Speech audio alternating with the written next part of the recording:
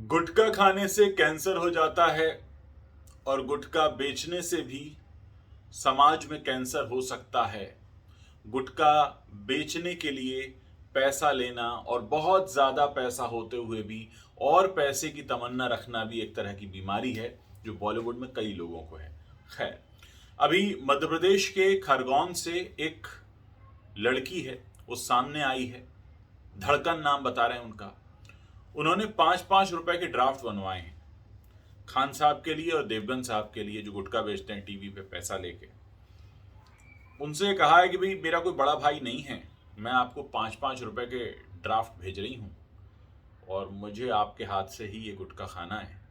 कोई बड़ा भाई होता तो उसको बोल देती, और मैं तो आपकी फ़ैन हूँ, आपकी हर फिल्म देखती हूँ और आप ही के जैसी बनना चाहती हूँ। जैसे आप खाते हैं और बोलते हैं जुबां केसरी, तो मुझे भी ऐसा बोलना है। तो मैं आपको 5-5 रुपए की ड्राफ्ट भेज रही हूँ। तो ये खबर छपी एक अखबार में और उसको देखकर मेरे जहन में कई तरह के ख्याल आते रहे। पहला ख्याल तो यही आया कि देखो, गुटखा खाने से कैंसर होता है, लोग जानते हैं तब भी खाते हैं। फिर कुछ लोग ऐसे हैं जिनके पास बहुत सा पैसा है, जो करोड़ों रुपए कमाते हैं और उसके बाद भी और पैसा कमाने के लिए गुटखा बेचने तक को तैयार हो जाते हैं। और उसके बाद भी ये कहते हैं कि हम हीरो हैं, और उसके बाद भी कहते हैं कि हम रोल मॉडल हैं, और उसके बाद भी दुनिया भर के अवार्ड सेरेमनी में चले जाते हैं अवार्ड लेने। जिनको शर्म नाम की कोई चीज़ नहीं है, जिनके चेहरे पर लिखा हुआ है कि हम बेशर्म हैं, जिनके चेहरे पर लिखा हुआ है कि हम बिकने को तैयार हैं, जिनके चेहरे पर लिखा हुआ है कि हम बिके हुए हैं, और जिनके चेहरे पर लिखा है कि हमें बोली लगाकर कोई भी खरीद सकता है। सच में ऐसे लोगों के पीछे हमारे देश का यूथ भाग रहा है। ये जो खरगोन से धड़कन जी सामने आई हैं, ये भी हमारे देश का यूथ हैं। ये शायद उन्हें कुछ सबक समझाने की कोशिश कर रही हैं, लेकिन पता नहीं इस उनके इस प्रयास का सही असर होगा या नहीं। लेकिन हाँ, ये एक करारा तमाचा तो ज़रूर है गाल पर। लेकिन तमाचे से भी फ़र्क उनको पड़ता है जिन्हें शर्म आती हो, जिन्हें इस बात की सामाजिक शर्म का एहसास हो। लेकिन जिन्होंने ये सोच ही लिया कि हमको तो पैसा कमाना है कुछ भी करके, और उनसे अगर सवाल पूछेंगे तो आपसे कहेंगे सरकार से कहो ना बंद कर दें। हम क्यों बंद कर दें, हमें तो और पैसा चाहिए, हमें तो और लाइन लगा दो, कुछ और भी बेचना हो तो हम वो भी बेच लें।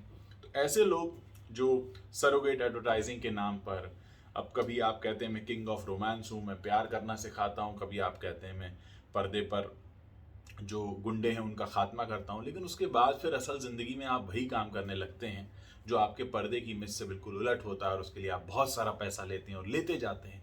कि पैसे की जो भूख है, जो पैसे की हवस है, ये कहाँ ख़त्म होगी, और ये हमारे यूथ को संदेश क्या दे रही है। सोचिए, छोटे छोटे शहरों में तो एक निकल कर आ गई खरगोन से धड़कन जी। अब कितने सारे लोग होंगे जिन पर ये असर पड़ रहा होगा, सब अपनी अपनी तरह से समझा रहे हैं, लेकिन लगता है इनके ऊपर किसी सस्ती औषधि का असर है, जो इनका जो असर है वो उतरने का नाम नहीं ले रहा, और उनको बस पैसे की भूख बढ़ती जा रही है। और हर कोई हैरान है कि इतना पैसा होने के बावजूद आपको और चाहिए, तो क्या करने वाले हो इतने का? क्या इतनी नालायक संतानें आपने रखी हैं कि उनके लिए भी अरेंजमेंट करके जा रहे हो? ऐसी तमाम बातें हो रही हैं। लेकिन ये वाकई चिंता का विषय है कि लोग बेशर्माई में किस हद तक गुजर जाते हैं, और जिस तरह से लोगों का रिस्पॉन्स सोशल मीडिया पर आ रहा है, वो अपने आप में एक बहुत बड़ा बदलाव लाता हुआ दिख रहा है।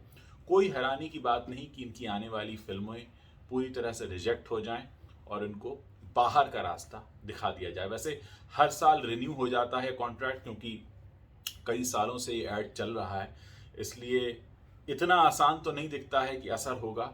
लेकिन हाँ, जब जेब में पैसा आना बंद हो जाएगा, शायद असर तभी होगा, और फिर शायद इसी तरह इन्हें गुटखा बेच बेच के पैसा कमाना पड़े। क्योंकि जनता अब त्रस्त हो चुकी है, जनता अब पक चुकी है, ऊब गई है, परेशान हो गई है। जनता के समझ में नहीं आ रहा है कि आपको और कितना पैसा चाहिए जिसके लिए आप ये काम करने तक को उतारू हैं, और कामों की और क्या क्या लिस्ट होगी जो पैसे के लिए आप वो भी करने को तैयार हो जाएंगे। क्यों ना वो भी एक रिलीज कर दें कि देखिए हम पैसे के लिए ये काम और कर सकते हैं। तो वाकई इस देश की जनता का रुख समझ में आ रहा है। जो जनता इस समय पूरी तरह से ऊब चुकी है, और मैं आप लोगों के ही कमेंट्स पढ़ता हूँ अलग अलग सोशल मीडिया पर, तो मुझे समझ में आता है कि आप लोग वाकई इन सब से बहुत परेशान हैं, और इनकी गंदी आदतों से, इन सब के चेहरों से अब आप दूर भागना चाहते हैं।